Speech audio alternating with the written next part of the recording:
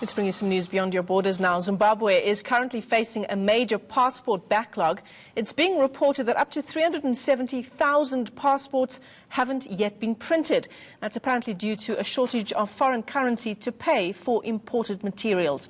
To get clarity, we're joined now by Tino Mambeu from the Zimbabwe Exiles Forum. Mr. Mambeu, thanks very much for coming into studio. Thank you. And I mean, this is not a new story. I believe it was in July of this year that there was also another backlog, almost 300,000 applicants backlogged then. And of course, this means they can't work abroad, they can't study abroad. Yes, that's unfortunately the truth of the matter. It has always been known that in Zimbabwe, passports had been a luxury. I think the situation, to give you a little bit of a background, did improve during the unit government of 2009 to 2013. And then there was a little bit of confidence in the market and things were happening. But what we are seeing currently is that the administration of Mr. Mnangagwa is failing to provide basic needs for the citizens. If a citizen cannot get a passport, what more can that person be? It means that their lives don't mean anything, because at the end of the day, Zimbabwe has got the highest, miserable people living in it. The people in Zimbabwe, they are feeling miserable. They want to get out of the country, but they do not have any means to get out of the country. So at the end of the day, we'll see a serious influx of undocumented migrants coming over to South Africa, going into Botswana, and the other, South Africa's neighboring countries. And I mean, if we look at just the everyday lives of Zimbabweans still living in their home country, what is that like today? Well, the biggest problem that you have in Zim is that there are prices that change in terms of prices of basic commodities.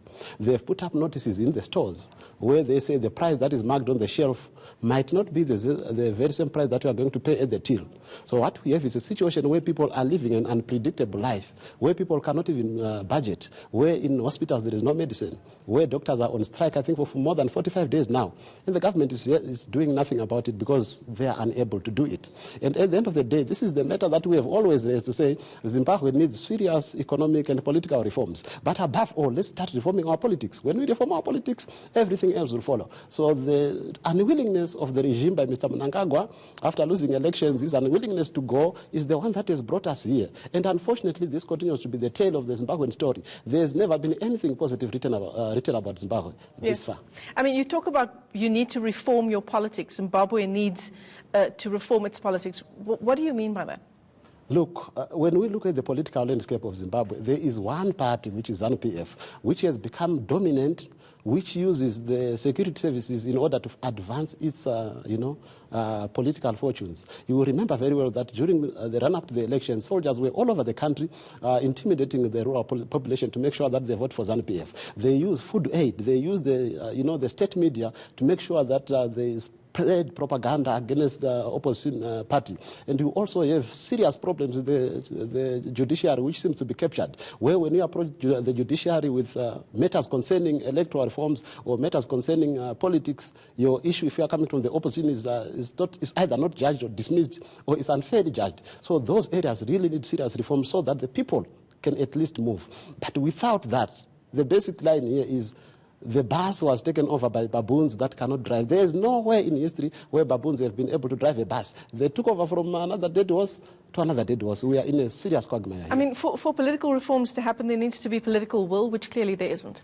Look, ZANU-PF is on record saying that we are not going to reform ourselves out of power. So what that means is probably they are saying that the citizens must find other means to force them to reform, because they believe that reforming will result in them losing power. So they are clutching to power by means of avoiding any kind of reform that happens. And it doesn't look like citizens can take to the street, well, without facing a violent backlash. Well, at this particular moment, what's happening is that the citizens are not in the street, but the economy is already in the street. It's demonstrating. You would have known that as of yesterday, the church leaders have said we need to suspend elections and politics in Zimbabwe for the next 7 years. Why are they saying that? Because they have realized that the problem of Zimbabwe is not really the election result. It's bigger than that, where people don't really want to do things right, so that they continue to loot, buy land, steal the resources of the little country. So where to from here if we can look forward to some positive in the future? What would that positive be? Well, the economy is already on the streets. By the time the people join in the streets, it's going to be a very big bomb blast. And I don't think that Mr. Mnangagwa and his government will be able to withstand that. So my word of advice probably to them is It's never too late for Mr. Mnangagwa to resign. That's option number one. It's never too late for him to call Mr. Chamisa and say, Mr. Chamisa, I realize that I'm unable to move this country forward. Will you please come on board and let's work together for the common good? That would be probably a structure called the Government of National Unity. That is the only way. And until that happens, Zimbabwe is in the doldrums. It will not go anywhere. Wow. All right, well, thanks very much for your input as we continue to track the story around Zimbabwe's spiraling economy, and that, of course, includes this backlog of 350,000 passports in the country. Of course, it means ordinary Zimbabweans can't work abroad and certainly not study abroad either. That's Tino Mambeo. He is from the Zimbabwe Exiles Forum.